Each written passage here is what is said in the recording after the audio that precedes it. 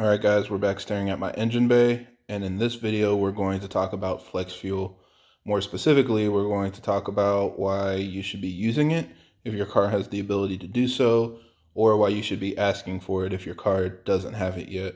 So for a lot of the guys out there that have N55 or S55 cars, you might already have this implemented on your car and set up with your tuner, but you don't really know how to take full advantage of it. Or maybe you're like me and you have a B58 where we're, waiting for it to slowly roll out with our tuning platform. So I'm going to try to give you guys as much information as possible so that you know what flex fuel is, how to use it, and then we'll go ahead and take a look at MHD's implementation with a kit that I got from them. So let's hop into the video.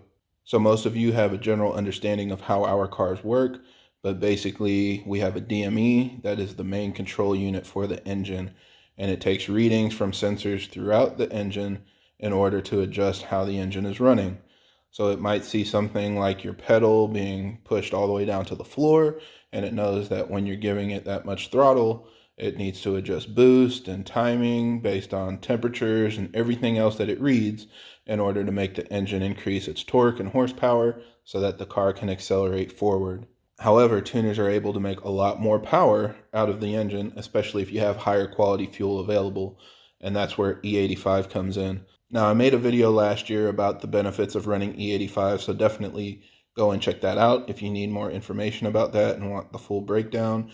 But basically, E85 has a much higher octane rating than most fuels you can get from local fuel stations. So even if you're in an area that has good quality, 93 or even 94 octane, or again, outside of the US, some of you have 102 RON, which is really high quality. You're able to get a lot of power out of the car. But if you can run E85, you're basically getting race gas at a much cheaper cost. So it has a lot of benefits that allow you to make even more power, even on a completely stock engine. Now, generally speaking, you're going to want to mix your E85. And again, I just recently made another video kind of explaining ethanol mixes and how you can make the most power with an ethanol mix. So check that out if you need more details about that. But it's basically a good way to get as much octane as possible without overwhelming your fuel system. So your tuner can basically look at the exact ethanol mix that you want to run and adjust your boost and your timing and AFRs and everything else to keep it within a safe range, but maximize the performance that you get with that ethanol mix. Now, there are a lot of risks when running an ethanol mix. Primarily, if you run too much ethanol on a map that isn't designed for it, you can potentially hit the limits of your fuel system, and that can cause your fuel pressure to drop, which could potentially cause your car to lean out and can cause engine damage.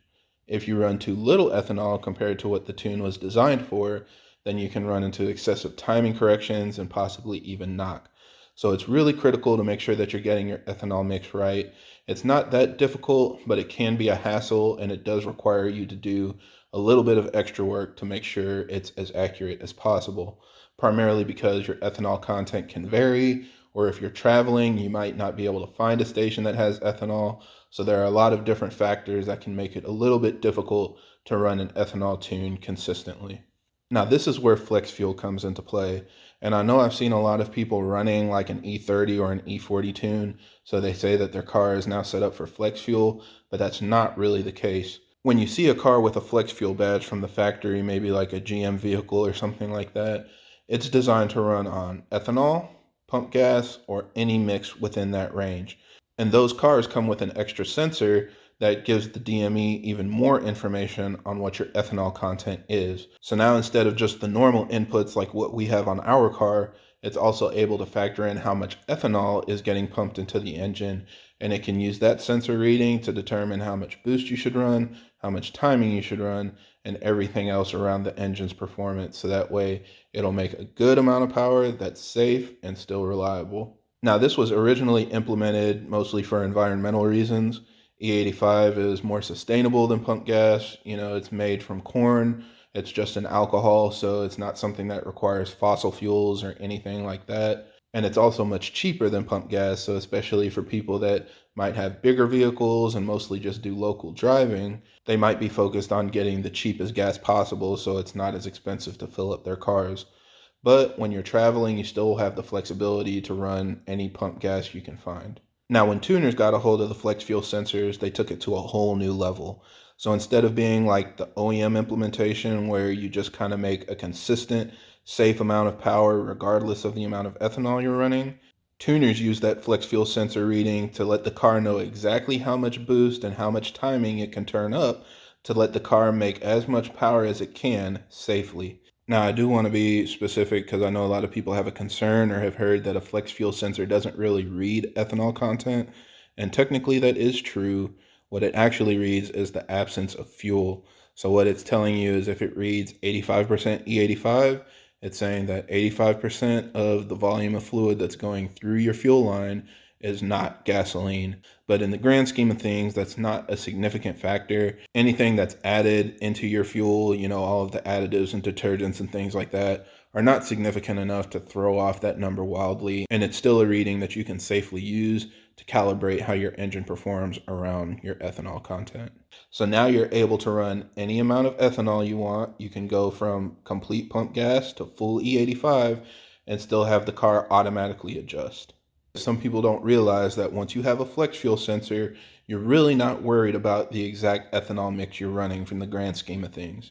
There's still going to be an optimal mix where the car makes the most power. Maybe it's E30 or E40. But if your car is running E35 or E45 or E25 because you got your mix a little bit off, it's going to adjust how much boost it's making and how much timing it's trying to reach in order to keep the car safe. So if you run fully 85, you might not be able to run the same 18 to 20 PSI that you can run on an E30 mix, but the car will automatically turn boost down so that you're not going to run into fuel pump issues and you're not going to run into knock issues. Now, a lot of us have added aftermarket flex fuel sensors to our cars just to help with the mixing process. I have one that's installed back behind the engine. It's mounted on the fuel line that's going to my high pressure fuel pump. But when you have that sensor added in, the DME can't read it. We either need to read it on an app or a gauge to be able to tell how much ethanol is in the tank and use that to help calculate how much we should be filling in from the pump. But if you want the DME to be able to read the flex fuel sensor readings, you're going to need a much more complex aftermarket system that can actually communicate directly with the DME so that the tune can take that reading into account as it makes the rest of your adjustments. So I got a package from Mhd that we can go ahead and open up to see what their implementation is like. So now we're going to open this package. I got it from Mhd and I'm really excited to start using it for my own personal testing with their tuning platform. But let's go ahead and open it up to see what's inside.